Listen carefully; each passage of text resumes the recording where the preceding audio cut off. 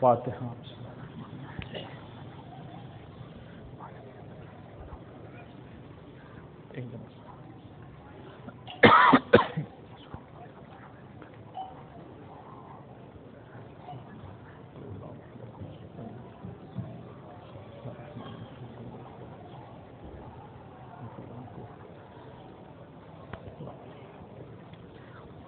اعوذ باللہ السمیع العلیم من الشیطان اللعین الرجیم.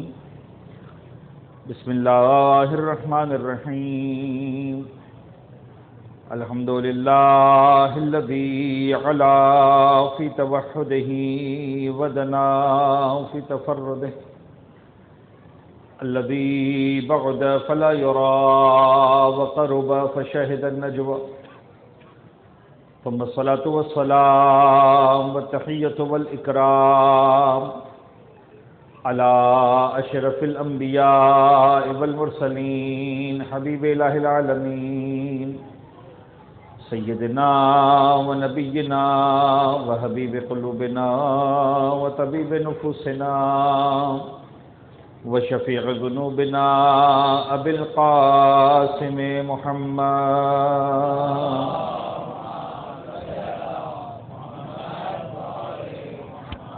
وعلى أهل بيته الطيبين الطاهرين المعصومين المنتجبين لا سيما على بقية الله في الأرضين وحجته على العالمين واللعن الدائم على أعدائهم ومنكري فضائلهم وغاصبي حقوقهم أجمعين من يوم ظلمهم وغصبهم وعداوتهم إلى يوم الدين.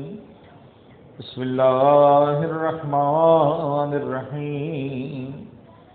اللهم كن وليك الحجة ابن الحسن صلواتك عليه وعلى آبائه في هذه الساعة وفي كل ساعة وليا وحافظا وقائدا وناصرا ودليلا وعينا حتى تسكنه أرضك طوعا وتمتعه فيها طويلا.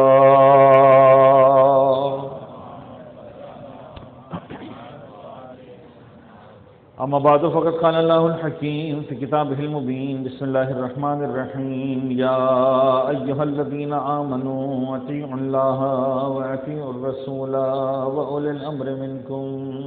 صلوات پڑھیں گے محمد وعلى محمد.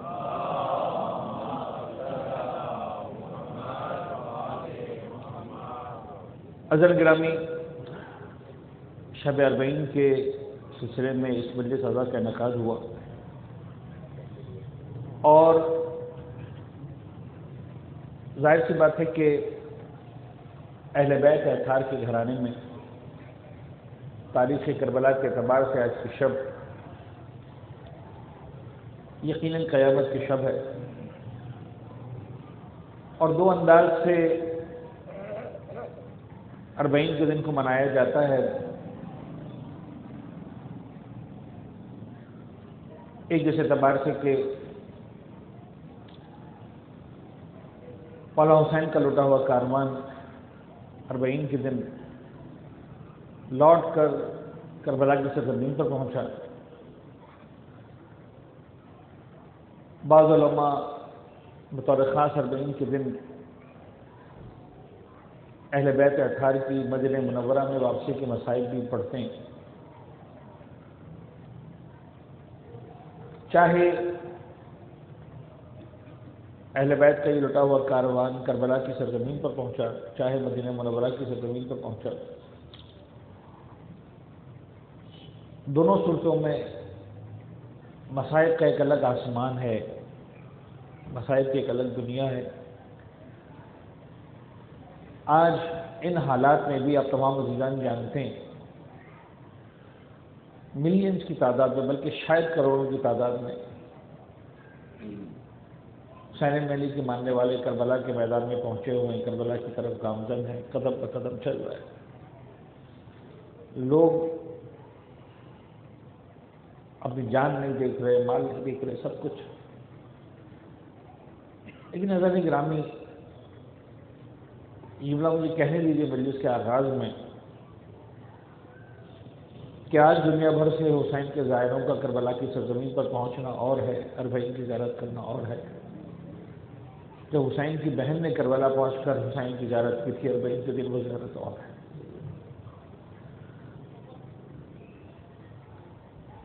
آج کا زائر جاتا ہے، قدم قدم پر اس کے لیے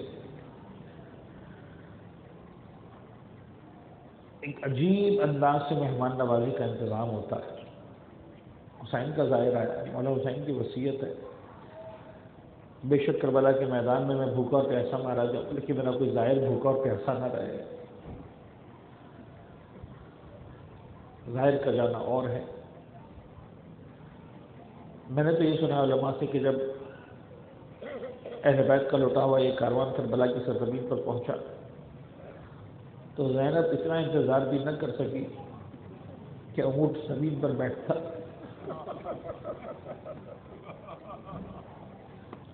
علی کی بیٹی نے اپنے آپ کو اونٹ کی بلندی سے کربلا کی زمین پر گرایا، گٹھلیوں کے بل چلتے ہوئے حسین کی قبر مطہر پر پہنچی. بھیا زینب لوٹ کر آ گئی.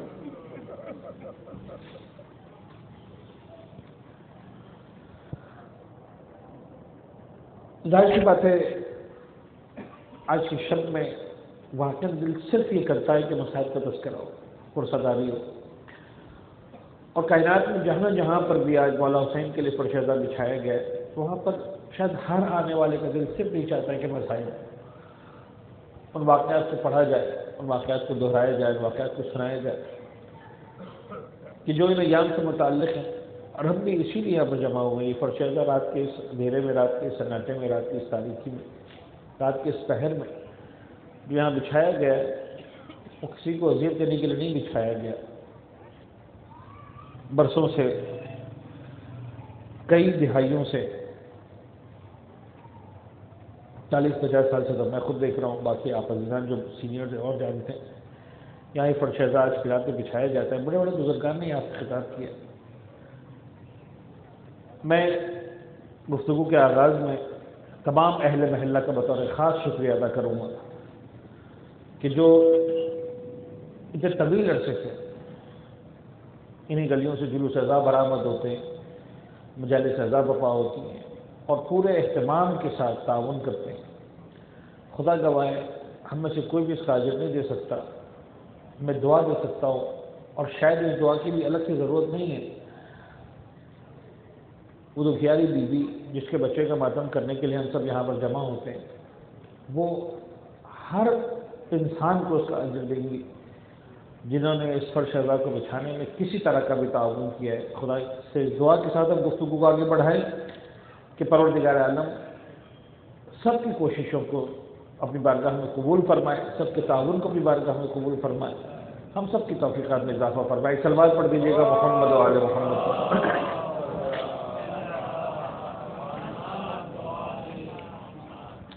عزیزان گرامی قدر، میں نے آپ کے سامنے مشہور و معروف آیت قرآن کی پڑھی، بسم اللہ الرحمن الرحیم، یا ایھا الذین آمنوا اطیعوا اللہ واطیعوا الرسول واولی الامر منکم. یوں سمجھ لیجیے میرے آج کی گفتگو کا عنوان ہی اولی الامر ہے. سادہ سے ان الفاظ میں اپنے بچوں کے لیے، نوجوانوں کے لیے، بزرگان سے تو ہم نے سیکھا ہے. کچھ نکات ہیں جو اس آیت کے ضمن میں پیش کرنا ضروری ہے. یا ایھا الذین آمنوا، اے ایمان لانے والو، اے صاحبان ایمان، اطیعوا اللہ، اللہ کی اطاعت کرو، واطیعوا الرسول، رسول کی اطاعت کرو، وَأُولِي الْأَمْرِ مِنْكُمْ، اور جو اولی الامر ہیں تمہارے درمیان ان کی بھی اطاعت کرو. تاریخ اسلام کو اگر اٹھا کر دیکھیں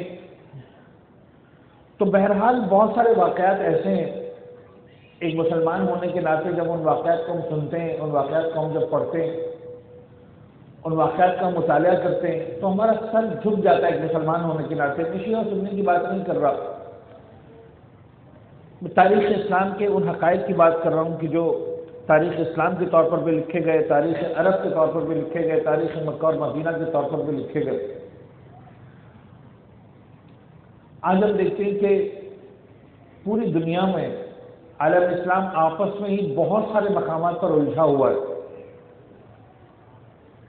عقیدے کے اعتبار سے، سیاسی اعتبار سے اور بہت سارے اعتبارات سے۔ اور بہرحال ایک پکچر جو ہمارے سامنے آتا ہے وہ یہ آتا ہے کہ مارنے والا بھی نعرہ تکبیر بلند کر رہا ہے، مرنے والا بھی نعرہ تکبیر بلند کر رہا ہے، اور اس کے بعد کوشش کی جاتی ہے اس کو جوڑنے کی کہ صاحب یہ کب سے شروع ہوا، 10 سال پہلے شروع ہوا یا 20 سال پہلے شروع ہوا یا 30 سال پہلے شروع ہوا یا 40 سال پہلے شروع ہوا۔ میں آپ سے سوال کرتا ہوں، آسان ترین الفاظ میں آپ ذرا غور کیجیے کہ پیغمبر اکرم نے ایسی کتنی جنگیں لڑی کہ جہاں پر پیغمبر کے سامنے والے آنے والا، تلوار اٹھانے والا، لڑنے کے لیے آنے والا بھی لا الہ الا اللہ کہہ رہا تھا، تو یقیناً آپ کہیں گے مولانا صاحب ایسا تو کوئی بھی نہیں ہوا، بہت سادہ سی تاریخ ہے، ایسا کیسے ہو سکتا ہے کہ پیغمبر کے سامنے کوئی آ کر تلوار لے کر آنے والا، پیغمبر کے قتل پر راضی ہونے والا، پیغمبر کو جان سے مارنے کا ارادہ لے کر آنے والا زبان سے لا الہ الا اللہ کہہ رہا ہو، محمد رسول اللہ کہہ رہا ہو، کیسے پاسبل ہے؟ اچھا پیغمبر کے دور میں نہیں ہوا تو خلافت اولیٰ کے دور میں ہوا؟ نہیں۔ خلافت ثانیہ کے دور میں ہوا؟ نہیں۔ تیسری خلافت میں ہوا؟ نہیں۔ چوتھی خلافت میں ہوا؟ ہاں۔ ابھی میں شیعہ تاریخ کا نہیں پڑھ رہا ہوں، سنی تاریخ میں نہیں پڑھ رہا ہوں، اسلام کی تاریخ پڑھ رہا ہوں ان کے سامنے۔ سادہ سادہ سی باتیں اسلام کو غور کیجیے کہ مولا کائنات نے، امیر المومنین نے، جن کو پورا عالم اسلام چوتھے خلیفہ راشد کے طور پر تسلیم کر رہا ہے، جن کو ہم پیغمبر اکرم کا وصی مانتے ہیں، خلیفہ مانتے ہیں، امام برحق مانتے ہیں، امام اول مانتے ہیں، انہوں نے جتنی جنگیں لڑی کوئی ایک جنگ بھی ایسی نہیں تھی سامنے والا لا الہ الا اللہ میں کہہ رہا ہوں۔ ان جڑوں کو پاکستان میں تلاش کرنے کی کوشش مت کریں، یہ کوئی 10 سال پرانی کہانی نہیں ہے، کوئی 20 سال پرانی کہانی نہیں ہے، کوئی 25 سال پرانی کہانی نہیں ہے، 30 سال پرانی کہانی نہیں ہے۔ یہ کہانیاں کم سے کم 1350 1400 بلکہ 1450 سال پرانی کہانی ہے، اور مسلمانوں نے اپنی تقدیر اس طرح سے لکھ دی ہے۔ کچھ بنیادی باتیں جن کو جب تک عالم اسلام حل نہیں کرے گا بات آگے نہیں بڑھ سکتی۔ اسی پیرا میں شاید کو دیکھیے، پروردگار عالم ارشاد فرما رہا ہے یا ایھا الذین آمنوا اطیعوا اللہ واطیعوا الرسول واولی الامر منکم، اے صاحبان ایمان تمہاری ذمہ داری ہے تم اطاعت کرو، اللہ کی اطاعت کرو۔ ابھی کن سے بات ہو رہی ہے؟ قرآن کی ایک ایک آیت کائنات کے ہر انسان کے لیے ہے، اس میں کوئی شک کی بات نہیں ہے، لیکن پروردگار عالم نے فرما رہا ہے کہ دیکھو یہاں پر جو میں بات کر رہا ہوں سننا ہے جس کو سنیں، قرآن اوپن ٹو آل ہے، میں اس وقت بات کر رہا ہوں یا ایھا الذین آمنوا سے، ایک خاص گروہ سے بات کر رہا ہوں، ان لوگوں سے بات کر رہا ہوں کہ جنہوں نے قرآن کے اعجاز کو تسلیم کیا، قرآن کے معجزہ ہونے کو تسلیم کیا، پیغمبر اکرم کی رسالت کو تسلیم کیا، زبان سے لا الہ الا اللہ محمد رسول اللہ کا نعرہ بلند کیا، آگے دائرہ اسلام میں، آگے دائرہ ایمان میں اس اعتقاد کے ساتھ کہ ہاں ہم مومن ہو گئے، ہم یا ایھا الذین آمنوا میں شامل ہو گئے۔ قرآن کہہ رہے ہیں کہ یا ایھا الذین آمنوا کہنے سے تمہاری ذمہ داری پوری نہیں ہوگی، ہم تمہیں بتا رہے تمہاری اہم ترین ذمہ داری ہے اپنی بنیاد کو صحیح کرنا، اے صاحبان ایمان اللہ کی اطاعت کرنا، رسول کی اطاعت کرنا اور اولی الامر کی اطاعت کرنا۔ اب یہ 3 مرحلے جب تک یہ تینوں مکمل نہیں ہوں گے ایمان اب تک کمال پہ نہیں پہنچے گا۔ غور فرمائیں گا، ان تینوں کو مکمل کرنا ضروری ہے۔ اب میں آسان الفاظ میں سمجھا رہا ہوں اور آسان ترین الفاظ میں سمجھانے کی کوشش کروں گا۔ اے صاحبان ایمان اب ایک ترجمہ ہے کہ چھوٹی سی میں مسٹیک کر رہا ہوں، تو کیا غور کیجیے گا، کیونکہ ایک بات سمجھانی ہے، ایک میسج دینا ہے۔ اے صاحبان ایمان، اللہ کی اطاعت کرو، رسول کی اطاعت کرو، اولی الامر کی اطاعت کرو۔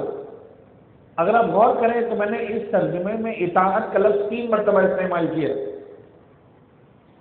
اللہ کی اطاعت کرو، رسول کی اطاعت کرو اور اولی الامر کی اطاعت کرو۔ لیکن آپ آیت کے الفاظ میں غور کریں، آیت میں 3 مرتبہ استعمال نہیں کیا تین کا لفظ، یا ایھا الذین آمنوا اطیعوا اللہ، اللہ کی اطاعت کرو، وَأَطِیعُوا الرَّسُولَ،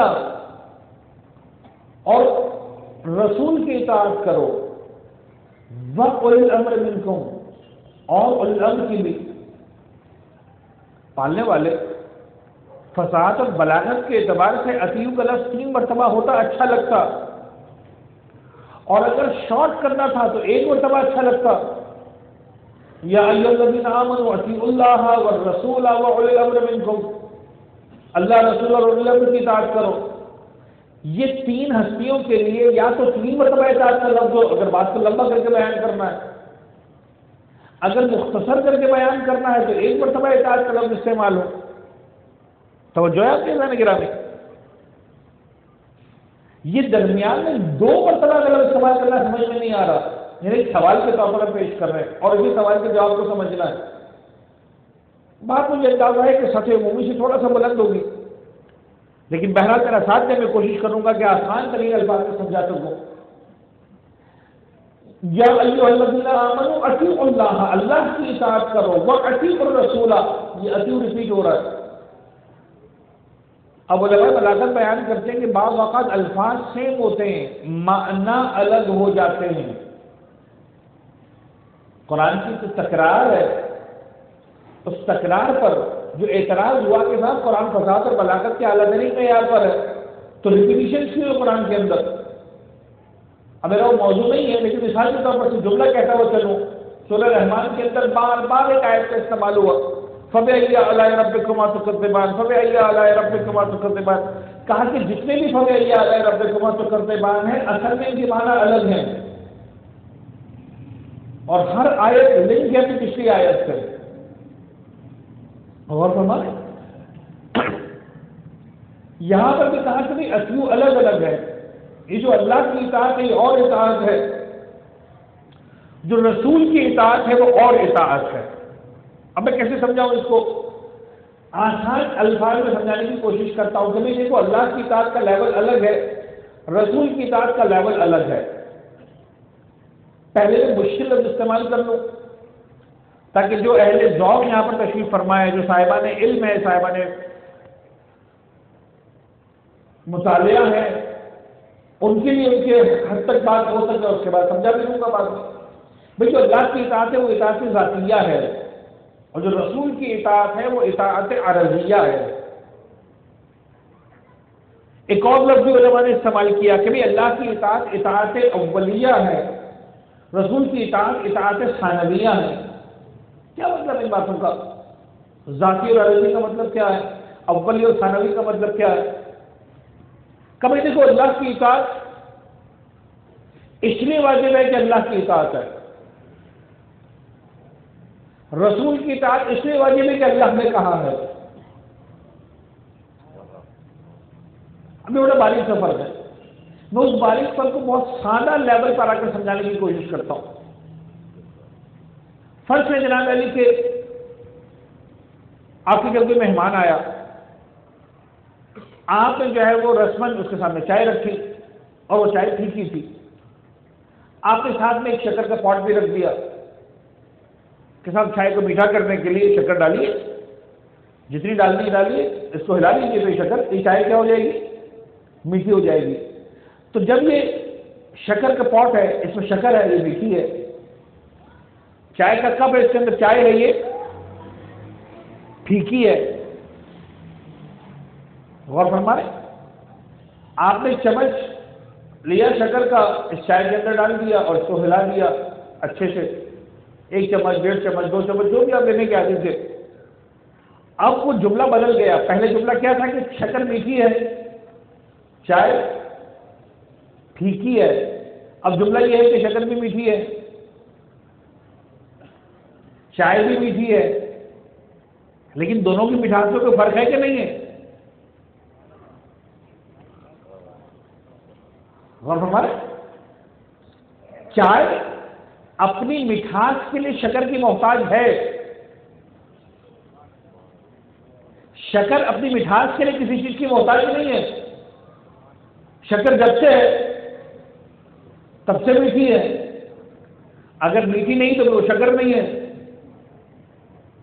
تو شکر اپنی مٹھاس کے لیے کسی چیز کی محتاج نہیں ہے، چائے اپنی شکر کے لیے محتاج ہے کہ شکر ڈلے گی تو مٹھاس آئے گی۔ تو اب ہے دونوں میٹھی، لفظ دونوں ایک ہے، لیکن اگر سمجھ پائے اہل علم اہل ذوق تو ان دونوں کی مٹھاس میں فرق ہے، بلکہ فرق ہے وہ یہی والا فرق ہے کہ شکر کی مٹھاس اولی ہے، چائے کی مٹھاس ثانوی ہے۔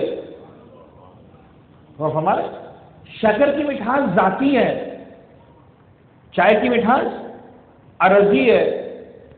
آسان الفاظ میں سمجھ لیں، چائے شکر کی مٹھاس اے لیول کی ہے، چائے کی مٹھاس بی لیول کی ہے۔ اور ہمارے اس لیے روکے کبھی اطیع اللہ و اطیع الرسول، اللہ کی اطاعت اس لیے کہ وہ خدا ہے، یعنی پیغمبر نہ بھی کہتے، اور ہمارے پیغمبر نہ بھی فرماتے، اللہ کی اطاعت اس لیے واجب نہیں ہے کہ پیغمبر نے فرمایا کہ اطاعت کرو اس کی، پیغمبر نہ بھی فرمائے تب بھی اللہ کی اطاعت واجب ہے، کسی کے کہنے کی ضرورت نہیں ہے۔ لیکن رسول کی اطاعت اس لیے واجب ہے کہ اللہ نے کہا ہے کہ اطاعت کرو۔ ابھی اس کو بہت اگین چھوٹی سی ایگزامپل میں لے کر آؤں، بہت ہی چھوٹی سی ایگزامپل میں، یعنی اتنی چھوٹی کہ واقعی علم کے اعتبار سے دیکھا جائے تو انتہائی گھٹیا ایگزامپل بنے گی، مجھے معلوم ہے، لیکن سماعتوں کے اعتبار سے، بچوں کے اعتبار سے، نوجوانوں کے اعتبار سے ایک مناسب ایگزامپل بنے گی۔ آپ کسی جگہ جاب کرنے جاتے ہیں، جو باس ہے اس کی بات آپ کو ماننی ہے، کیوں ماننی ہے؟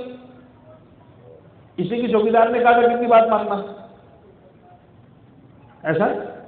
یا مثال کے طور پر مینیجر نے کہا تھا کہ ان کی بات ماننا، یا آفس کے کسی آدمی نے کہا تھا کہ ان کی بات ماننا، یا باس کی بات اس لیے ماننی کہ وہ باس ہے۔ لیکن باس نے کہا کہ دیکھو تم جاب کرنے آ رہے ہو تو یہ میرا مینیجر ہے، اس کی بات ماننا ضروری ہے، تو مینیجر کی بات اس لیے ماننی ہے کہ باس نے کہا ہے، لیکن باس کی بات اس لیے نہیں ماننی کہ مینیجر نے کہا ہے۔ مینیجر نہ بھی کہتا، غور فرمانے، تو یہ بڑی گھٹیا مثال بن گئی، پتہ ہے بہت نیچے، خدا کا لیول باس کا لیول نہیں ہے، پیغمبر کا لیول خدا نہ خاصا مینیجر کا لیول نہیں ہے۔ سمجھانا ہے کہ خدا کی اطاعت اس لیے کہ خدا ہے، رسول کی اطاعت اس لیے کہ خدا نے کہا کہ رسول کی اطاعت کرو۔ اچھا، اب ہم مسلمان بن کر جو سمجھنے کی کوشش کریں گے تو یوں سمجھ لیجئے کہ اس فرق کو ہم یہ کہتے ہیں کہ یہ علمی فرق ہے، عملی فرق نہیں ہے۔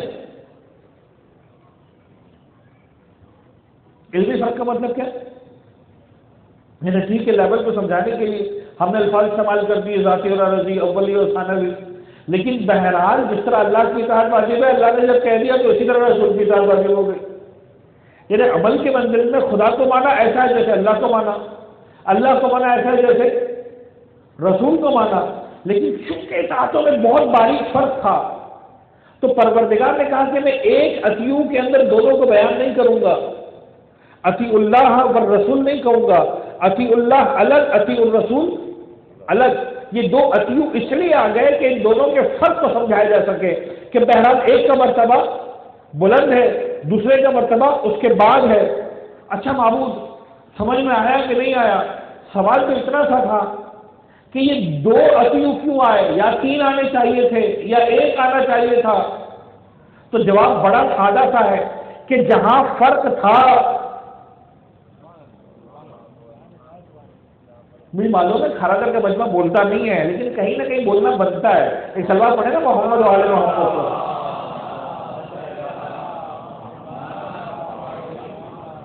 غور فرمائے، جہاں فرق تھا وہ اطیع اللہ و اطیع رسول، دو الگ الگ اطیع آ گئے۔ جہاں فرق نہیں تھا وہاں ایک اطیع میں بیان کیا، اطیع الرسول و اولی الامر منکم۔ ایسا نہیں کرا کہ اس بات کو سمجھنے کی کوشش کریں، اب کائنات میں جب بھی اولو الامر ڈھونڈنے جانے کی کوشش کیجیے گا، یہ سوچ کر کوشش کیجیے گا کہ اس کا لیول وہ ہونا چاہیے جو رسول کا لیول ہے۔ ہر محلے گلی والا اولو الامر نہیں بن سکتا۔ عالم اسلام آج تک پریشان ہے۔ آج میں نے کم از کم 10 علماء اہل سنت کی تفاصیل کو دیکھا، عجیب و غریب انداز سے اس کی نہیں کیے ہوئے۔ سب جن کو لشکر میں سردار بنا کر بھیجا تھا ان کی اطاعت کرو، جو تمہارے محلے میں پڑھ لکھ گیا اس کی اطاعت کرو، جو تمہارا امیر بن گیا اس کی اطاعت کرو۔ کیا مطلب اس کی اطاعت کرو؟ ایسے کیسے ہو سکتا ہے کہ جو بھی انسان، یہ نظام پروردگار ہے۔ اولو الامر منکم وہ ہے جو رسول کے لیول پر ہوگا، یعنی اولو الامر کو ٹھکرانا ایسے ہو جائے گا جیسے رسول کو ٹھکرا رہے ہو۔ ایک اطیعوا کے اندر رسول بھی شامل کیا، اولو الامر بھی شامل کیا۔ اور عجیب بات ہے گرامی، رسول عربی زبان کے اعتبار سے سنگولر کا لفظ ہے۔ رسول کا پلورل کیا ہے؟ رسول۔ خدا نہیں کہہ رہا رسولوں کی اطاعت کرو، ایسا ہے۔ قرآن والوں سے بات ہو رہی ہے، اب کوئی رسول نہیں آنے والا، لہذا یہ آخری رسول ہے۔ اطیعوا اللہ و اطیعوا الرسول، لیکن جب صاحب امر کی بات ہوگی تو ایک نہیں ہے، اولو الامر ہے، یعنی صاحبان امر کی اطاعت کرو۔ تو کبھی بھی یہ مت سوچنا کہ ایک ملے گا، اور ایک نہیں، سینکڑوں مقامات پر علماء شیعہ سنی سب نے لکھا، پیغمبر نے بار بار فرمایا میرے بعد 12 ہوں گے جو سب کے سب قریش سے ہوں گے۔ خدا کی قسم اہل بیت کے ماننے والوں کے بعد سوا کہیں پر آپ کو پورے 12 کا عدد نہیں ملے گا۔ اسلام پریشان ہے، عالم اسلام کے اسکالرس پریشان ہیں، نہیں ملتے بات۔ اور ہمارے یا ایھا الذین آمنوا اطیعوا اللہ و اطیعوا الرسول و اولي الامر منکم، صاحبان امر میں تم میں سے ان کی اطاعت کرو۔ یہ صاحبان امر کا مقام کیا ہے؟ بہت بلند مقام ہے۔ قرآن میں کہا صاحبان الامر۔ اچھا، امر کا ویسے آپ ترجمہ ڈھونڈنے گیا ہے سمپل لغت کے اعتبار سے، امر یعنی آرڈر، اور ایک لفظ ایسا ہے اس کا جو پاکستان کا رہنے والا تقریباً ہر آدمی اب آشنا ہو گئے میڈیا کی وجہ سے۔ اسی امر کا جو اس میں فائل بنتا ہے وہ کیا بنتا ہے؟ بڑا آسان سا لفظ ہے، جیسے ظلم کا اس میں فائل بنتا ہے ظالم، نصرت کا اس میں فائل بنتا ہے ناصر۔ بہت سادہ سادہ گرامر ہے، بچوں والی گرامر، یہ 2 جمع 2 4 والی۔ تو امر کا اس میں فائل بنتا ہے عامر، امر کرنے والا۔ تو اب یہ عامر کا لفظ ایسا ہے جسے پورے پاکستان کے میڈیا کے سب آشنا ہے۔ عامر یعنی ڈکٹیٹر، جس کے پاس امر ہو، جس کے پاس طاقت ہو، امر کرنے کا اختیار ہو۔ تو یہاں پر یہ امر اس طرح کی نہیں ہے، ڈکٹیٹر کی بات نہیں ہو رہی۔ صاحب امر یعنی جس کے پاس امر کرنے کا اختیار ہو اللہ کی طرف سے۔ اب یہ لفظ امر کی گہرائیوں کو جا کر دیکھیں، سمجھ میں آئے گا قرآن کتنی گہرائی میں جا کر بات کر رہا ہے، کہاں جا کر قرآن اس لفظ کو استعمال کر رہا ہے، غور کیجیے۔ مسلمانوں کا بچہ اس سورہ سے واقف ہے۔ بسم اللہ الرحمن الرحیم، انا انزلناہ فی لیلۃ القدر، ہم نے اس قرآن کو لیلۃ القدر میں نازل کیا۔ یعنی لیلۃ القدر پہلے سے تھی، صدیوں سے چلی آ رہی تھی۔ قرآن نازل ہوا اس لیے لیلۃ القدر نہیں بنی، انا انزلناہ فی لیلۃ القدر صدیوں سے چلی آ رہی تھی۔ ہم نے ایک کام اور کیا اس کے اندر کہ قرآن بھی اسی رات میں نازل کر دیا، ورنہ اصل لیلۃ القدر کچھ اور ہے۔ اچھا بھائی کیا ہے؟ جیسے مسلمان نے پوچھا کیا ہے، پروردگار عالم نے پہلے تو ایک عجیب انداز سے مسلمانوں کو جواب دیا۔ ہم جب ممبر میں بیٹھتے ہیں خطابت کر رہے ہوتے ہیں تو خطابت کے کچھ الگ ہی رموز و اوقاف ہوتے ہیں، خطابت کے الگ ہی انداز ہوتے ہیں۔ اگر بیٹھنے والے ممبر کو پتا، ممبر پہ بیٹھنے والے کو پتا چل جائے کہ عوام کو ایک بات نہیں معلوم تو بڑا چوڑا ہو جاتا ہے پڑھنے والا۔ اچھا تم کو اتنا بھی نہیں آتا، یہ فطری امر ہے۔ جیسے ہی قرآن نے کہا انا انزلناہ فی لیلۃ القدر، اب ہم نے کیونکہ بچپن سے لفظ سنا ہوا ہے، ہمیں اچھمبا نہیں ہو رہا، ہمیں کوئی پرابلم نہیں ہے۔ We are very used to with this word of Shab Qadr, right? بچپن سے سنا ہوا ہے لیلۃ القدر۔ آپ وہ والا مسلمان بن کے سوچیں کہ مکہ مکرمہ میں بیٹھا ہوا ہے، زندگی میں پہلی مرتبہ سن رہا ہے انا انزلناہ فی لیلۃ القدر، ہم نے اس کو لیلۃ القدر میں نازل کیا۔ تو عربی زبان کے اعتبار سے کوشچن یہ ہے کہ بھائی ما لیلۃ القدر، یہ ہے کیا لیلۃ القدر؟ پہلے سے تو سمجھا، غور فرما، یہ لیلۃ القدر کیا ہوتی ہے؟ جیسے ہی مسلمان نے سوال کیا، پر ابھی کوئی جذباتی خطیب نہیں ہے ممبر پہ بیٹھا ہوا، یہ شان ربوبیت ہے، عجیب انداز سے ڈانٹا مسلمانوں کو، ڈانٹا یا ان کو احساس دلایا، تمہاری کیا اوقات ہے تو سمجھے شب قدر کیا؟ تم نے پوچھ تو لیا تمہاری کیا اوقات ہے؟ تم نہیں سمجھ سکتے، تمہارے بس میں نہیں ہے تم لیلۃ القدر کو سمجھو۔ عجیب بات ہو گئی بھائی، یعنی کوئی جذباتی مسلمان نہیں بول رہا، جذباتی خطیب نہیں بول رہا، پروردگار عالم رب العزت قرآن کی آیت بنا کر بھیج رہا ہے، یعنی گویا ہم سب کو قیامت تک آنے والے مسلمان کو آؤٹ کلاس کر دیا۔ اے مسلمان اتنا سمجھ لے کہ تو نہیں سمجھ سکتا کہ شب قدر کیا ہے۔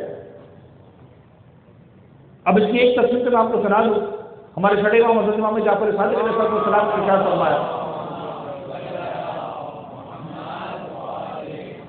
اچھا ایک تفسیر کا مطلب ایک بطن اس کا قرآن کے 70 متون ہے، جو ظاہری معنی ہے وہ صحیح معنی ہے، لیلۃ القدر ہے، اس کی عبادات، اس کے اعمال، اس کے فضائل جو سارا عالم اسلام مناتا ہے، لیکن ایک بطن اس کا، ایک تفسیر اس کی، میرے چھوٹے امام نے فرمایا اللیلۃ فاطمہ والقدر اللہ، لیل کا مصداق فاطمہ ہے، قدر کا مصداق اللہ ہے، تمہیں کیا معلوم خدا کی فاطمہ کیا ہے؟ پھر امام نے جملہ کیا فرمایا، جس کو فاطمہ کی معرفت حاصل ہو گئی ایسا ہے جیسے اس نے لیلۃ القدر کو پا لیا۔ ایک سلوات پڑھے گا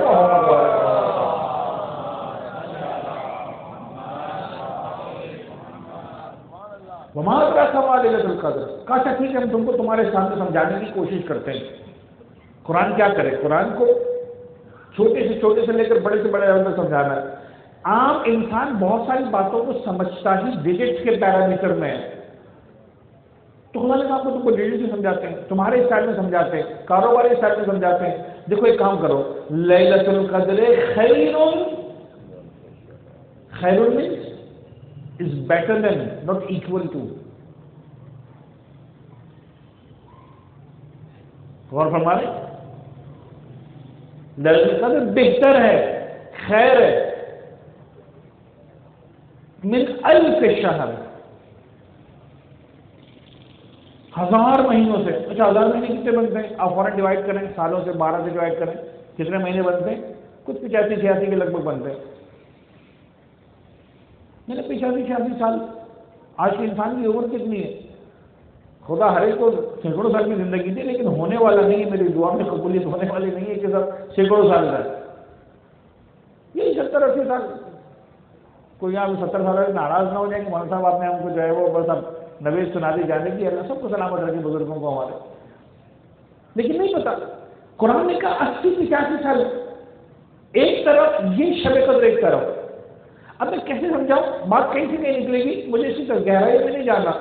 لیلۃ القدر خیر من الف شہر، یہ 1000 مہینوں سے بہتر ہے، یعنی 86 سال میں تم کام کرو، عبادت کرو، پروردگار کی ریاضت کرو، نماز روزے حج زکات خرچ کرتے رہو، تم اس مقام تک نہیں پہنچ سکتے جس مقام تک اس ایک رات میں پہنچ سکتے ہو۔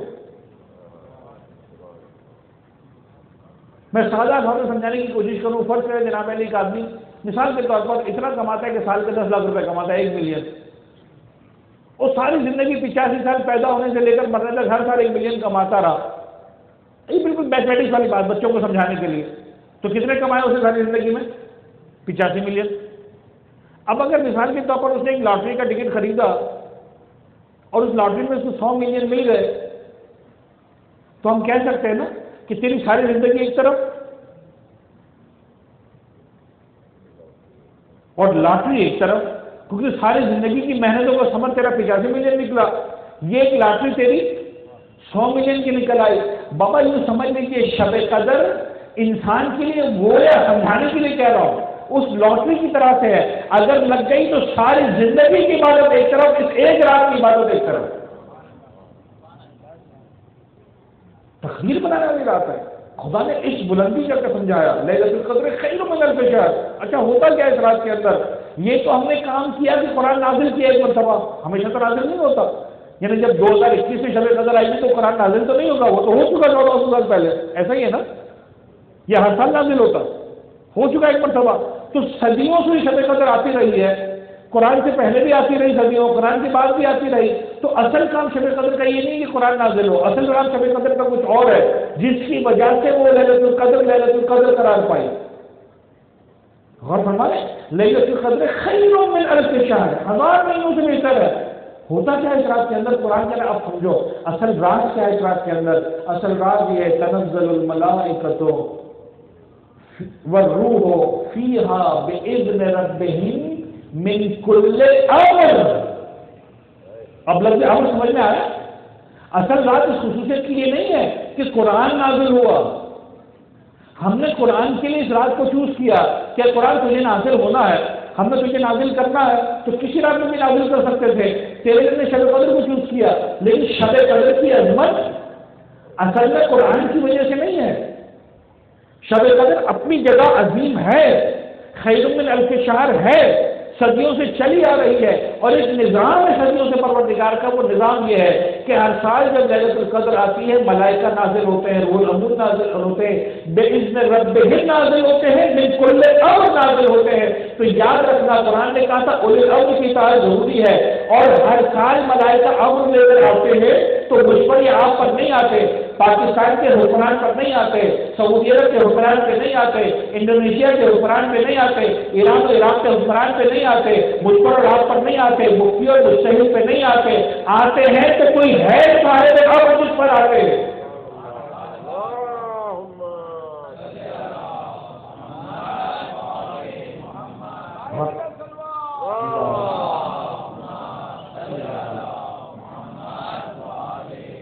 قرآن کی آیت ادھوری رہ جائے گی اگر آج کے دور میں کوئی اللہ نہ ہو۔ یہ تصور غلط ہے کہ مہدی پیدا ہوں گے، وہ ہیں عالم غیبت میں، اور عالم غیبت میں قرآن کی ماننے والوں کو پرابلم کیا ہے؟ شیطان کو بھی غیب میں مانتے ہیں، جناب خضر کو بھی مانتے ہیں، جناب عیسیٰ کو بھی مانتے ہیں۔ تو جب اعتراض کرنے کی باری آئے تو سب سے پہلے دیکھنا کہ اعتراض کہاں کہاں جائے گا، قرآن پر کتنا اعتراض جائے گا۔ یہ اعتراض کی گنجائش ہی نہیں بنتی کہ خدا کیسے زندہ رکھ سکتا ہے، جیسے عیسیٰ کو زندہ رکھا، جیسے خضر کو زندہ رکھا، جیسے شیطان کو زندہ، ویسے امام زمانہ کو بھی زندہ رکھا۔ سلوات پڑھے گا محمد و آل محمد۔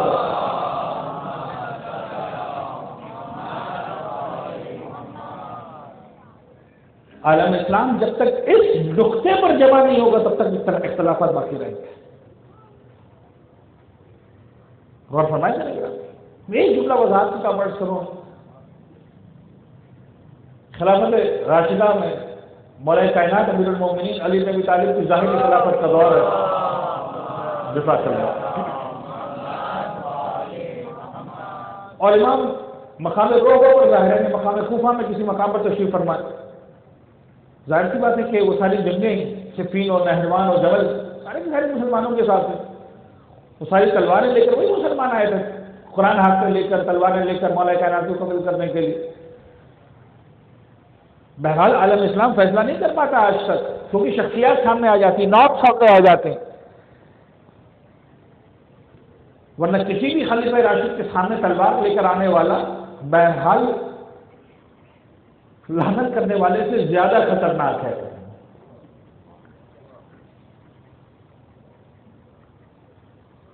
اگر توہین صحابہ کے فتوے لگنے ہیں تو زبان سے بولنے والے سے پہلے اس کو فتوے لگاؤ جو تلوار لے کر آ گیا تھا، اور ہمارے سیدھی باتیں۔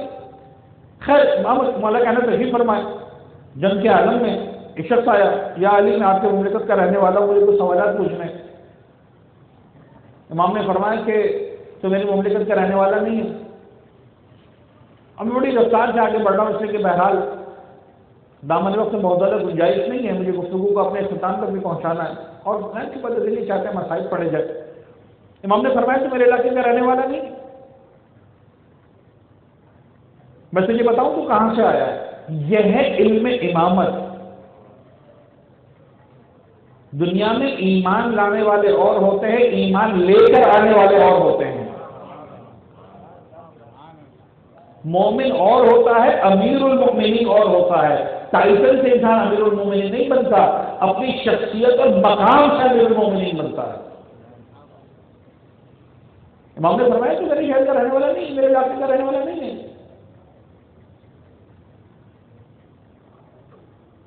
امام نے فرمایا تجھے امیر شام نے بھیجا ہے، اور امیر شام نے اس لیے بھیجا ہے، اس اللہ پڑھے محمد اور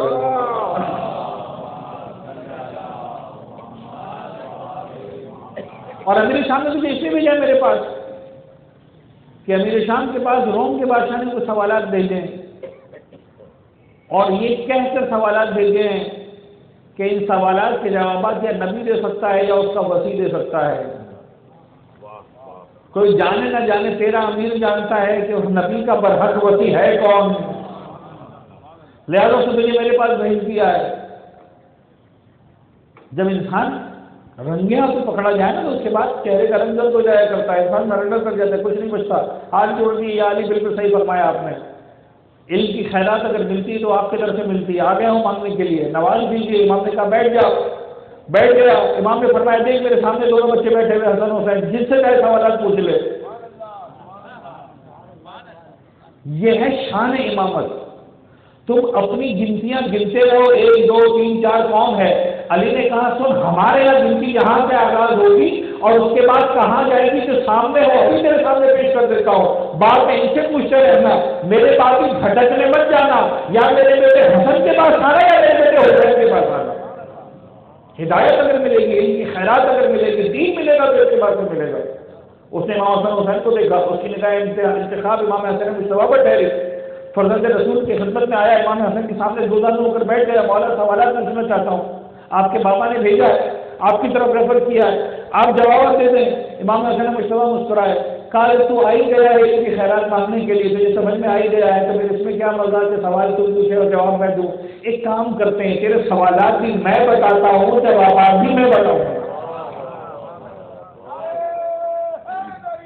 یار سلام پڑھے محمد وآل محمد صلی اللہ علیہ محمد وآل محمد، سلامت رہیں، آباد رہیں۔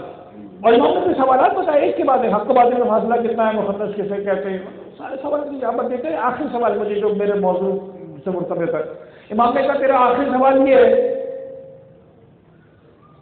کہ امیر شام نے پوچھا ہے مصر روم کے بادشاہ نے کہ وہ 10 چیزیں کون سی ہیں جن میں سے ہر ایک دوسرے پر حاوی ہے۔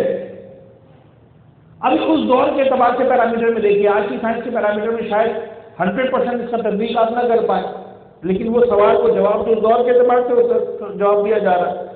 روم کے بادشاہ نے سوال پوچھا، اور علم امامت کی بلندیوں کو دیکھیں کہ امام کس انداز سے بات کر رہا ہے۔ وہ 10 چیزیں کون سی جن میں سے ہر ایک پر پروردگار عالم نے دوسرے کو حاوی بنایا ہے۔ کہا سن، اس نے کہا ہمارا جواب سوال یہی آخری، کہا سن سب سے زیادہ طاقتور خدا نے پتھر کو بنایا۔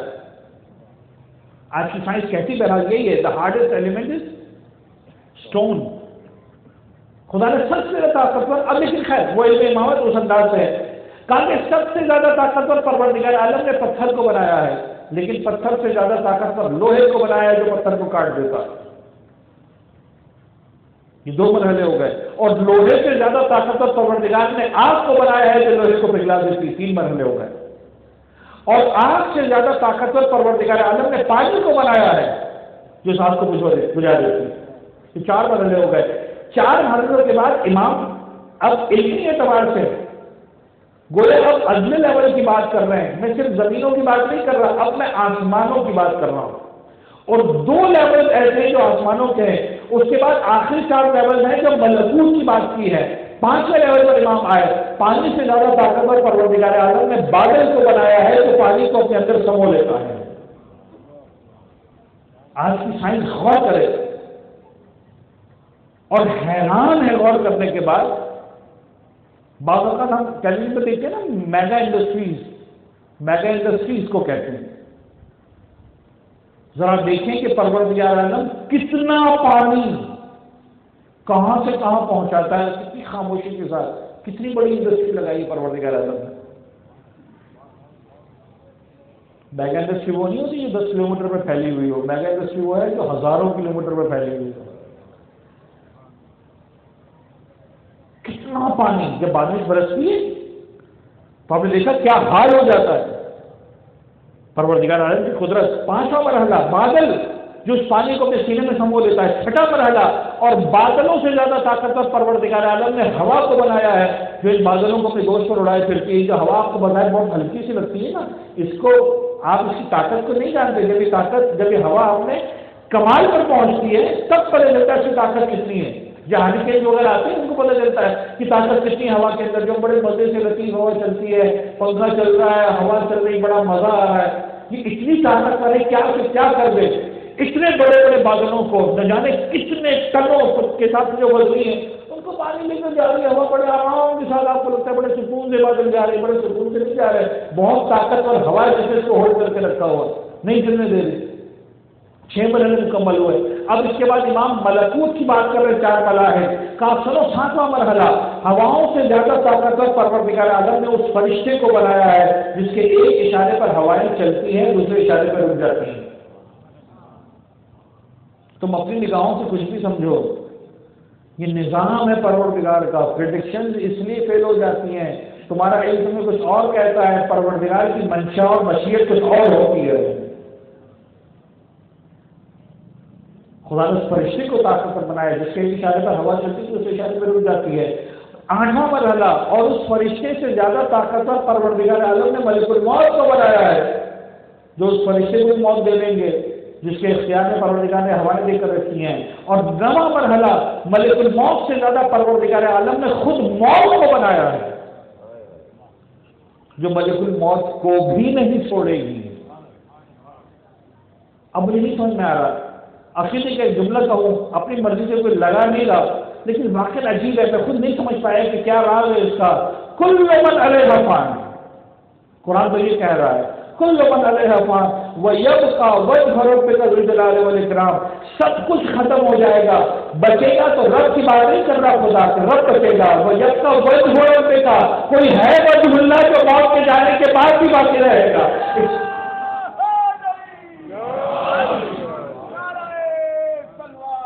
اللہ صلی علی محمد وآل محمد ویبقى وجہ ربک ذو الجلال والاکرام۔ کیا اللہ خدا کی مجھے نہیں پتا کیا مسئلے ہیں ان الفاظ کے اندر، لیکن 9ویں مرحلے پر موت ہے کہ ملک الموت کو بھی نہیں چھوڑے گی۔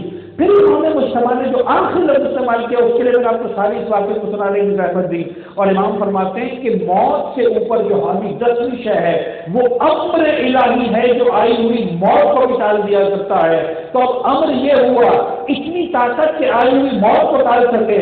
جب اولو الامر ڈھونڈنے جانا تو کم سے کم اتنا دیکھنا جس کے پاس اختیار ہو کہ آئی ہوئی موت کو ٹال سکے۔ اگر یہ اختیار نہیں ہے تو سب کچھ کہہ جا سکتا ہے، اولو الامر نہیں کہہ رہا۔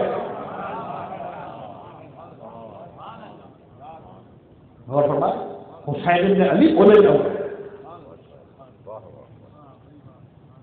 حسین بن علی اولو الامر، ہم اس لیے روتے ہیں۔ اولو الامر کا مطلب سمجھ میں آیا؟ کتنا بڑا اقتدار، کتنی بڑی طاقت۔ میں بعض اوقات سوچا کرتا تھا بچپنے میں، جوانی کے اندر خیال آتا ہے، پوچھنے کا حق ہے، تو حسین بن علی کا گھرانہ کوئی پہلا گھرانہ تو نہیں جس کو کاٹ دیا گیا تاریخ انسانیت میں۔ حسین بن علی سے پہلے بھی کئی گھرانے اس طرح سے کاٹ دیے گئے، حسین بن علی کے بعد بھی کئی گھرانے کاٹ دیے گئے، یہ حسین ہی کا اتنا ماتم کیوں؟ لیکن ایک فرق ہے میرے بچے یاد رکھنا، میں جوانوں سے کہہ رہا ہوں، بڑے جانتے ہی بات ہوں، ایک فرق ہے، دنیا میں جو بھی انداز سے مارا گیا نا مجبور تھا، اس کے اختیار میں کچھ نہیں تھا۔ حسین اختیار کے ساتھ کربلا کے میدان میں مظلوم یہ اس لیے گیا ہے، حسین اختیار کے ساتھ آیا تھا، جسے پروردگار عالم نے اختیار دے کر بھیجا، اسے کہتے ہیں حسین بن علی۔ لہذا مخاطب کو اٹھا کر دیکھو، حسین کا وہ اختیار تھا اور وہ تعلق تھا خدا اور قرآن کے ساتھ، نو کے نیزہ پر سر بلند ہونے کے بعد بھی سر کٹ گیا، تلاوت سے الگ نہیں ہو سکتا۔ یہ اقتدار ہے، کٹے ہوئے سر کے ساتھ جو نو کے نیزہ پر تلاوت کرے اسے حسین کہتے ہیں۔ کربلا کے میدان میں حسین مجبور نہیں تھا، حسین نے اختیار سے، بس ازارہ نے سے شوہر نے گفتگو کو مکمل کیا۔ میرا 5واں امام میرا 11واں امام فرماتا ہے مومن کی علامت ہے زیارت الاربعین. مومن کو دیکھنا ہے اس کے دل میں تڑپ ہوگی 40 کی زیارت کرے. لفظ عربی زبان کے اعتبار سے اتنا ہے زیارت الاربعین. اس کا جو فرسٹ میننگ ہے وہ یہی ہے کہ کربلا پہنچ کر حسین کی زیارت کرے. پہلے والے دل بڑے بیٹھے ہیں. یہ ارمان دل میں حسرت اور کربٹیں لے کر کاش کربلا کی سرزمین و حسین کا روزہ صاحب ہے وہاں کھڑے ہو کر کہے السلام علیکم یا بارک. وہاں پہنچ کر مولا حسین کی خدمت میں سلام کر دو. میں نے کیا ہمارا سلام کرنا اور ہے ہمارا جانا اور ہے. جب حسین کی بہن لوٹ کر آئی تھی نا کربلا میں اس کا آنا اور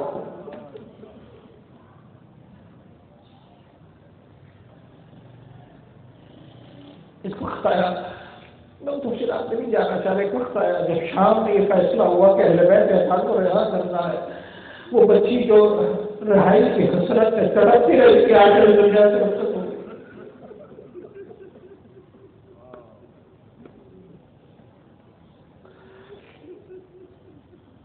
یہ فیصلہ ہوا. سید سجاد کو بلایا گیا. عجیب دل بڑے مسائل ہے.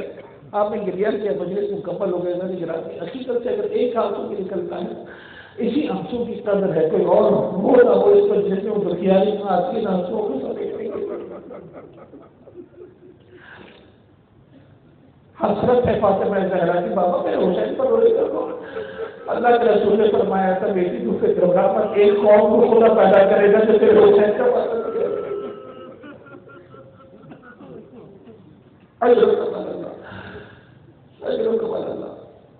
سید سجاد کو بلایا گیا. یزید نے کہا سید سجاد اب تو میں آزاد کرنا چاہتے ہیں اور جو بھی ہوا سارے جو سب ہوئے اس کا خود مہا لے لو اس کی دیت لے لو اس کے پیسہ لے لو. سید سجاد نے سب کو جھکا دیا چلک کر. مجھے نہیں پتا کیا کہا ہوگا لیکن یہی کہا ہوگا یزید تو کیا سمجھتا ہے علی اکبر کے گلے کا تو کیا بات.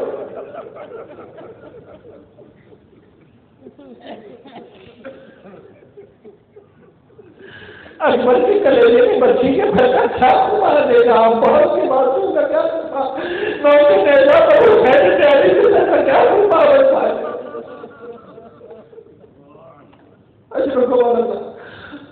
شاید میرے مولا نے سر کو جھکا کر کہا ہو یزید تو کیا سمجھتا ہے علی کی بیٹی پہ مخنور چادر کے نام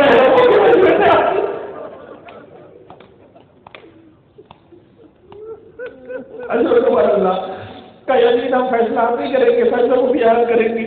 جناب زینب کے پاس چاہتا ہے مولا سید سجاد وہ بھی اما یزید نے کہا ہے کہ وہ آزاد کرنا چاہتا ہے رہائی قبول کرتی ہے کہ نہیں. جناب زینب پر پاتی یزید جا کر کہہ دو یزید سید سجاد جا کر یزید سے کہہ دو ہم اپنے مظلوموں کا اپنے شہیدوں کا بات اب نہیں کر سکے ہیں ہمارے لیے انتظار کیا جائے کچھ ہے.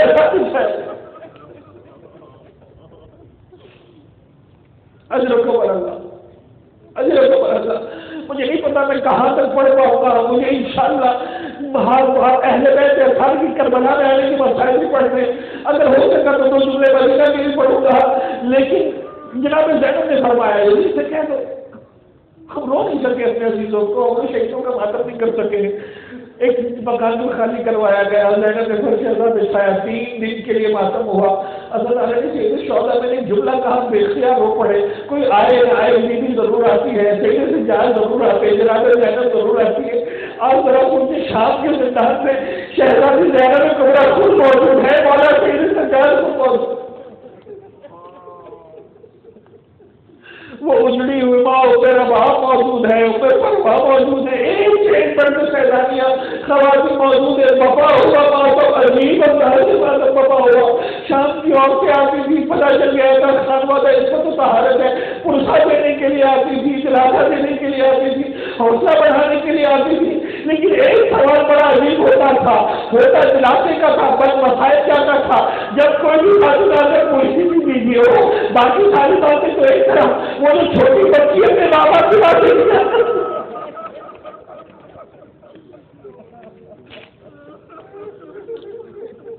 اجر کو بدلنا وہ چھوٹی بچی کہاں ہے نہیں وہ بچی نظر نہیں آ رہی ہمیں اپنے بابا کی باتیں بتایا کرتی تھی، ہمیں اپنے چچا کی باتیں بتایا کرتی تھی، مسائل کا سما ہو جاتا تھا، گریے کی آواز بلند ہوتی تھی، شاید چہرے رو کر کہتی ہوگی کیا کیا کہو، اس بچی کو اندھیرے سے بڑا کر لگتا تھا، قیامت تک کے لیے شرم کے زندان میں ہم چھوڑ کر جا رہے ہیں، اگر موقع ملے تو کبھی شکیلا کی کبھی مجھے بات چلا کے چلے گئے۔ اجرکم اللہ، اجرکم اللہ، بدل سید الشہداء۔ ایک اور تمثیل کے بعد میں سب کو آگے بڑھاؤں گا۔ ہمارے یہاں مجالس ہوتی ہے، پہلے شریف مجالس میں یہ منظر بہت نظر آتا ہے، کبھی شبیہ تابوت برآمد ہوتی ہے، کبھی شبیہ علم برآمد ہوتی ہے، کبھی شبیہ جھولا برآمد ہوتی ہے، ہم سے برداشت نہیں ہوتا، ہمیں پتا ہوتا ہے ہمارے ہاتھوں سے بنایا ہوا جھولا ہے، ہمیں پتا ہوتا ہے ہمارے ہاتھوں سے بنایا ہوا علم ہے، لیکن اب بات کی رکھ یاد آتی ہے، اجمل کے جھولے کی یاد آتی ہے، ایک شبیہ برآمد ہوتی ہے، اللہ تعالیٰ سے برداشت نہیں ہوتا۔ یہ 3 دن جو ختم ہو رہا تھا، یزید کی طرف سے سارا سامان واپس کیا گیا، اب جو سامان واپس آیا، علم بھی واپس آیا، وہ جلا ہوا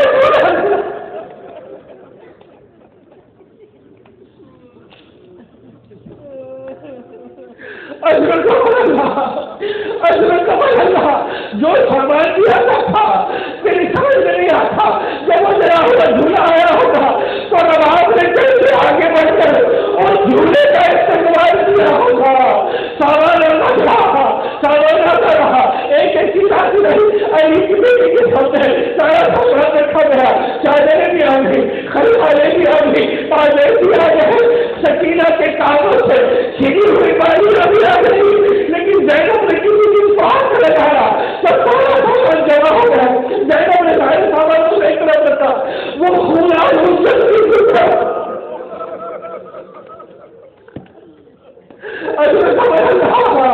وہی کتا جسے بس سیدھی جاتی تھی، روٹی جاتی تھی، کہتی تھی جب حسین مجھ سے کے آخر کو آئے تو یہ کوتا اسے سب سے نیچے پہلا دینا، شاید میرے بیٹے کا کمر ہے۔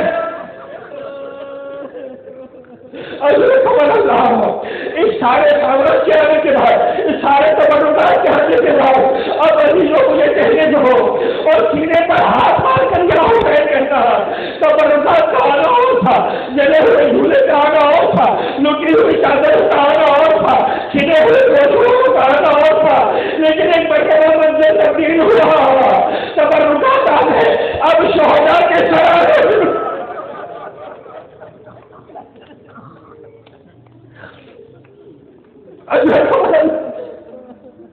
شہداء کے سر آنا شروع ہوئے، بس میں مختلف کر رہا ہوں، جیسے ہی تو سر آتا تھا، جس کا تعلق ہوتا تھا، بیوی آگے بڑھتی تھی، اس سر پر لیتی تھی، کوہرام پکڑا ہوتا تھا، وہ محمد آتی، وہ عدیل سے سرائے بلند ہوتی تھی، قاسم کے سر کو جبانے کو ہوگا، جناب اپنے پروار نے آگے بڑھ کے واپس کیا، اگر کا سر آیا، وہ پہلے لوگ آگے بڑھ کے واپس کیا، اور یہ تو سنو گے 6 مہینے کے بچے کا درد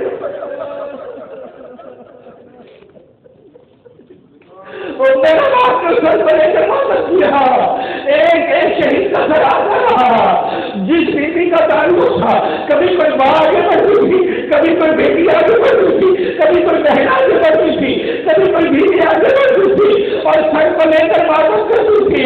ایک مرتبہ شان کے زندان میں ایک عجیب کوہرام پتا ہوا، ساری بیویوں نے اپنے سروں کو چھوڑا، اپنے مقام پر کھڑی، یہ کس کا سر آ رہا ہے؟ یہ فاطمہ سے کہا حسین ابن علی۔ ایک مرتبہ کوہرام پتا ہوگا، ایک مرتبہ کا بھائی پتا ہوئے، جب کچھ شور سماجا چاند کی عورتوں نے دیکھا، ہر بیوی کے ہاتھ میں کوئی نظر ہے، لیکن 2 چھوٹے چھوٹے سے ایسے ہیں جو زندان کے کونے میں رکھے ہوئے ہیں، کوئی کو رونے والا نہیں ہے، کسی بیٹی کی زبان پر جملہ ہوا، لگتا ہے بچوں کی ماں مر گئی۔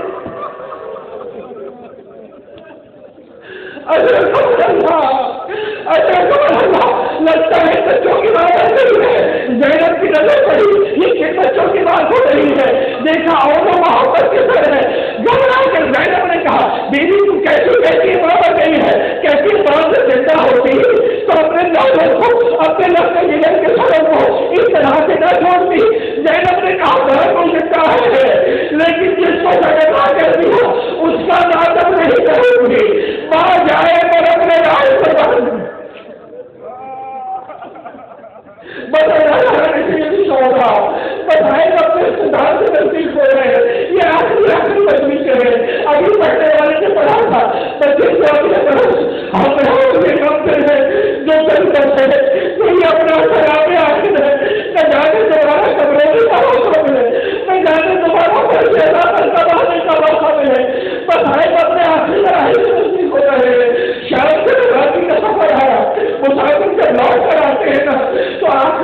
امپورٹنٹ ہوتی ہے. جنہوں نے حج کا سفر کیا، جنہوں نے زیارتوں کا سفر کیا، جنہوں نے عمرے کا سفر کیا، جو کاروبار کا سفر کرتے ہیں، آگے سے سامان کو سمیٹتے ہیں، کچھ تحفے ہوتے ہیں، عزیزوں کے لیے ہوتے ہیں، بچوں کے لیے ہوتے ہیں، ہر مسافر کا سامان سب ہے. کوئی پوچھ رہی کہ دیکھی جب آخری رہا صحابہ نے سفر تیار کر رہی تھی، کچھ نہیں کرنا چلی، ایک کھڑا ہوا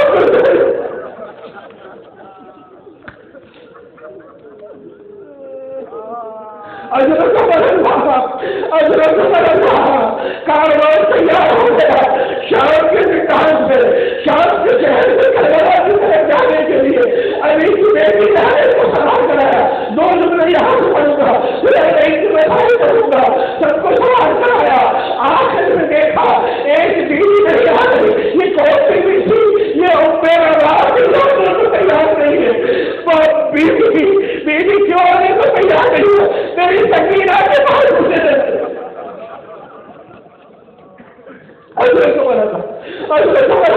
وہ میرا باپ تیار رہا، تیار کروایا گیا، لیکن یہ قیمت میری شہزادی دینے والے ہوں گے. صحیح میں سب یاد آئے سکینہ پر. سکینہ تو ہمیشہ غصہ کرتی تھی، بھیا سب جاؤ، ہم یہاں سے لوٹ کر کب جائیں گے؟ میرا سکینہ ہو جاؤ، اب شکتا بازی نہیں بن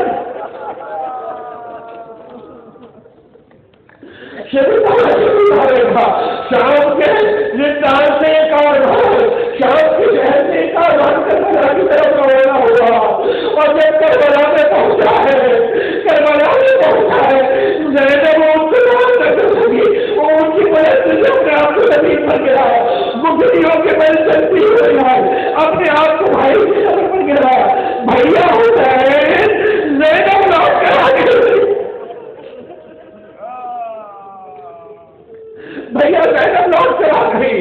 پہلے تو ایک جملہ کہا، بھیا جتنے والے چیز ہے زینب سارے نبھا کر آئی ہے، تیرے پیغام کو خوبے شام میں پہنچا کر آئی ہے، تیرے بغیر کو بتا کر آئی ہے. بھیا ساری منزلوں سے گزر کر آئی، لیکن ایک بچوں کر آئی ہے. لیکن بھیا سمجھا ہے زینب شرمندہ ہے، سارے وعدے پورے کیے، ایک وعدہ پورا نہ کر سکی، تیری عبادت کا خیال نہ کر سکی. بھیا تیری سکینہ کو ہمیشہ ہمیشہ کے شام کی زندہ پہ چھوڑ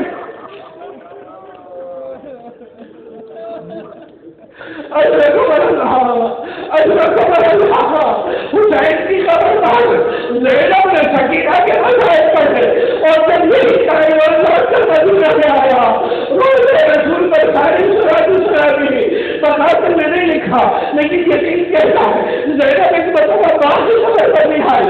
ابا میں نانا کے روزے پر کیا کیا بتاتی ہے؟ ابا ماں کو جو بتا سکتی ہے دیکھی، وہ ہر ایک کو نہیں بتا سکتی، شانوں سے نظر آئی ہوگی. ابا تیری زینب کے بازوؤں پر نہیں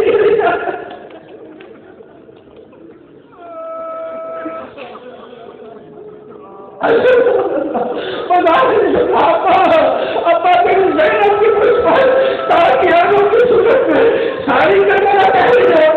کوفے کا بازار زینب کی خوشبو پہلی ہے، شام کا بازار زینب کی خوشبو پہلی ہے. لیکن اب مسافر ہے، شام لوٹ کر آئی ہے، پوچھیں گی نہیں ابا زینب خالی ہاتھ آئی ہے یا کوئی سوغات لے کر آئی ہے، کوئی تحفہ لے کر آئی ہے؟ ابا کوئی مسافر خالی ہاتھ نہیں آتا. ابا تیری زینب کی خالی ہاتھ نہیں آئی، یہ کہہ کر وہ بتاؤ وہ تصویر کے ساتھ کھایا، باقی چوڑوں میں رکھا. ابا تیری خواہش تھی حسین کو قتل مل جاتا. ابا زینب سنانے آئی ہے، تیرا میرا باز آیا کربلا کی زمین پر بے زوروں کا بندہ رکھتا رہا، بے زوروں کا بندہ بن کر بناتے ہوئے.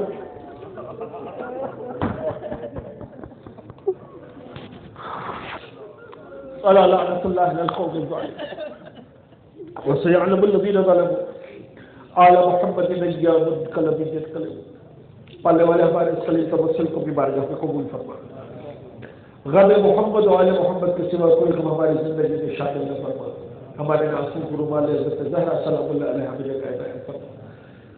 پالنے والے محمد والے محمد کے دوفیل جب تک زندہ رہے حسین حسین کرنے والوں میں ہم سب کا نام شامل فرما، فرشیزہ بچھانے والوں میں، فرشیزہ پڑھانے والوں میں، فرشیزہ کی خدمت گزاروں میں ہم سب کا نام شامل فرما۔ معبود جو قرآن کا پیغام ہے، جس انداز سے اولی الامر کو سمجھنا ہے، اس کی اطاعت کرنا ہے، اس سے مبادرت کرنا ہے، بہترین حق جو ادا ہو سکتا ہے وہ ادا کرنے کی کوشش کرنے کی ہم سب کو توفیق عنایت فرما۔ پالنے والے محمد والے محمد کا واسطہ اس فرشیزہ کو بچھانے کے لیے جن جن مومنین مومنات نے تعاون کیا، اہل محلہ میں جن سب نے تعاون کیا، پالنے والے کی توفیقات میں اضافہ فرما، ان کا بہترین اجر کو عنایت فرما۔ پالنے والے محمد والے محمد کا واسطہ ہم سب کے رزق حلال و طیب میں کثرت و برکت و وسعت عنایت فرما، مخلوقوں کے قرض و غیب سے ادا فرما۔ معبود محمد والے محمد کا واسطہ جو بیمار ہے، بیمار کربلا کے صدقے میں سب کو شفا کامل و عاجل عنایت فرما۔ بالخصوص وطن عزیز میں یہ کووڈ-19 کی بیماری ایک مرتبہ پھر سر اٹھا رہی ہے، محمد والے محمد کا واسطہ، تیری بے قرار رحمتوں کا واسطہ، تیرے فضل کا واسطہ، تیرے احسان کا واسطہ، تیرے کرم کا واسطہ، اس بیماری کو وطن عزیز سے تمام اہل وطن سے دور فرما، بلکہ میرے معبود تجھے تیری رحمتوں کا واسطہ پوری انسانیت سے اس وبا کو، اس آفت کو، اس بیماری کو دور فرما۔ معبود محمد والے محمد کا واسطہ قلب ناظرین امام زمانہ کو سب سے راضی و خوشنود فرما، ہماری مرزدار آنکھوں کو مولا کی دیدار سے منور فرما۔ معبود اپنے زمانے کے ایمان کی خواہشات کے مطابق اپنا کردار، اپنے بچوں کی تربیت، اپنے گھرانوں کا ماحول بنانے کی سب کو توفیق عنایت فرما۔ پالنے والے محمد والے محمد کا واسطہ وطن عزیز کو ہر طرح کے داخلی خارجی دشمنوں کے شر سے، اشرار سے، سازشوں سے محفوظ فرما۔ جو دشمنان اسلام ہیں، دشمنان وطن ہیں، اگر میرے معبود قابل ہدایت نہیں، سب کو جہنم واصل فرما۔ زمانے کے امام کے آواز و انصار میں ہم سب کا نام شامل فرما۔ میرے مولا کو عزت حضور عنایت فرما۔ شب اربعین ہے، میں تو 40-50 سال سے سب شہزاد کو دیکھ رہا ہوں، پالنے والے وہ تمام جس سب شہزاد پر آتے ہیں آج ہمارے درمیان نہیں ہے، جو دنیا میں کہیں پر بھی عزاداری کرتے رہے آج ہمارے درمیان میں نہیں، سب کی مغفرت فرما، سب کی درجات کو بلند فرما۔ میں آپ تمام اجزاء سے درخواست کروں گا، تمام معصوم مومنین مومنات کی یاد کرتے ہوئے، بالخصوص جن کا تعلق اس سب شہزاد سے رہا آج ہمارے درمیان نہیں ہے، بانیان میں سے کوئی ایسے طریقے سے گزر چکے ہیں جو آیا کرتے تھے پچھلے سال تک آج ہمارے درمیان میں نہیں، اپنے مرحومین کو شامل کیجیے، عمومی طور پر تمام مرحوم مومنین مومنات کے لیے رحم اللہ الفاتحہ۔ بسم اللہ الرحمن الرحیم۔